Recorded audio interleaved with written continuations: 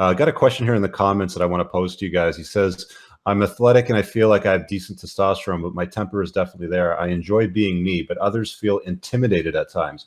Should I feel bad, or is this their issue? I have a take on that. Mine is I just don't care. I spend a lot of time caring what other people think of me. And I found that it's an incredible waste of my time, energy, and resources. I'm just me. I'm doing me. That's me. If you think that I'm intimidating or I'm too masculine or whatever your problem is with me, that's your problem. I don't care. I'm going to go on with my business. But I'd love to hear, you guys on the panel, if you want to chime in on that one.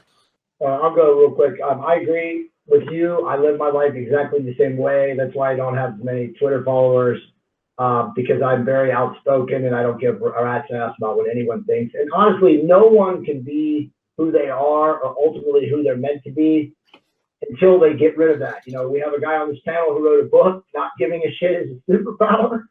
I mean, the truth is that's how we express ourselves as human beings.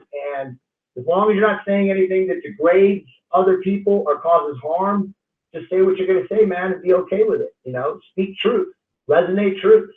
I mean, that's the way life is. There's no reason to be afraid. Don't be looking, for affirmation from your social media or for what the mainstream tells you or any of that stuff. I mean, if anything, unplug from all of that. Yeah, I totally agree. I posted something on Instagram a couple of weeks ago about soy at the Tim Hortons coffee shops here in Canada, and a whole bunch of people just fucking lashed out at me and lost their mind. And I'm just like, I don't care, man. If you want to consume soy, go do whatever the hell you want. It's not for me, though. Ed, hop on, brother. You're up. Man, so Jack was saying something earlier about getting away from the approved one. I typed in the chat here, man. I know exactly what that's like. At 23, I woke up because what happened to me. I'm just tell the story real quick. I had a bunch of male and female friends for a while, and it just didn't feel right. And then I turned into who I am today, maybe a less refined version of it, and I really started to piss a lot of people off. And I can tell you something about that experience.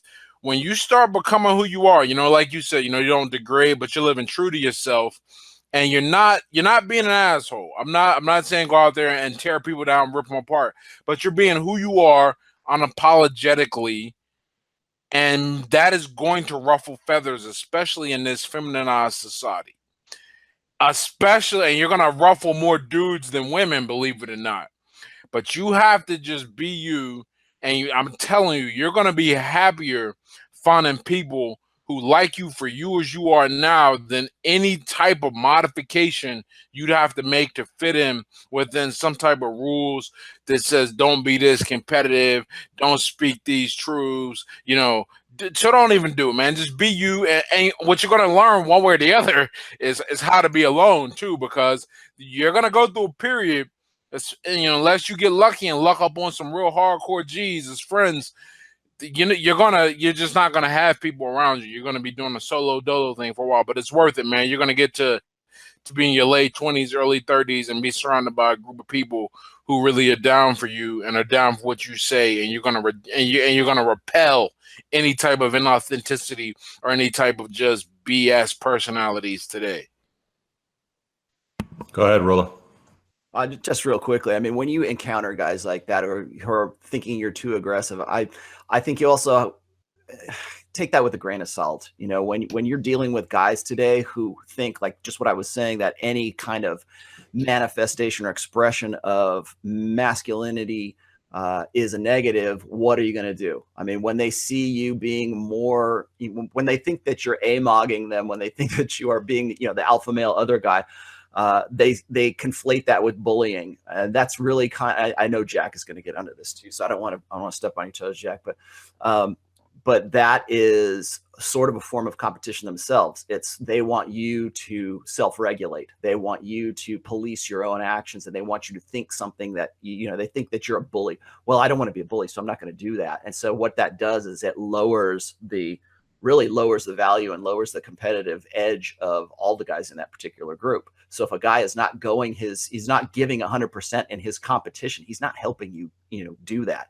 And the way that most guys today who have been feminized to, again, like I was saying, believe in this, everybody's equal and we're all going to be, happy little campers. I think that you need to understand that the guys that, you know, for the past 4 or 5 generations are all going to say this to you. You know, most guys are beta. Most guys, like, I mean, we've said a million times, most guys, you know, 80% of guys are going to be of that beta kind of blue pill mindset. So understand that that's what you're going to deal with from the first place. And then don't take offense to it. I mean, if what they're saying to you is really a result of their acculturation and their socialization and just what made them become, you know, the quote unquote man or the male that they are today. So yeah, of course they're going to do that. They're going to try to bring you down. They don't want to compete against you because they can't compete against you. Sorry, I step away for a minute. Jack, did you get a chance to chime in on that? Not yet. Go ahead. I can go ahead. I think a really easy way to think about this when you talk about other people's opinions is consider the source. Okay, so if someone's criticizing you, do you want to be more like them? Do you want to be more like that person who's criticizing you? Like, what is that someone who is, you know, like embodies something that you want to become? And if not, what value does their criticism have? Like, you know, criticism is great when it's coming from someone who you want to be more like. You know, like they're like, this is how I got here. You need to fix this, this, and this to get there. And that's good criticism. That's constructive. But people who are criticizing you who aren't anyone who you would ever want to be, I think a cutting remark is, who wants to be you? Like when I get like shitty comments back to myself, I'm like, who wants to be you? You know, like why would I want to emulate you in any way? And if you don't have an answer for that, if you don't have like, you know, this isn't someone you want to emulate, then why does their opinion matter? And I think it's as easy as that. You know, dismiss the opinions of people who aren't people who you want to emulate, and you know, look to the people who are really important to you as people who you would want to be more like, and their opinions matter, and then work off that. The rest of it doesn't really matter.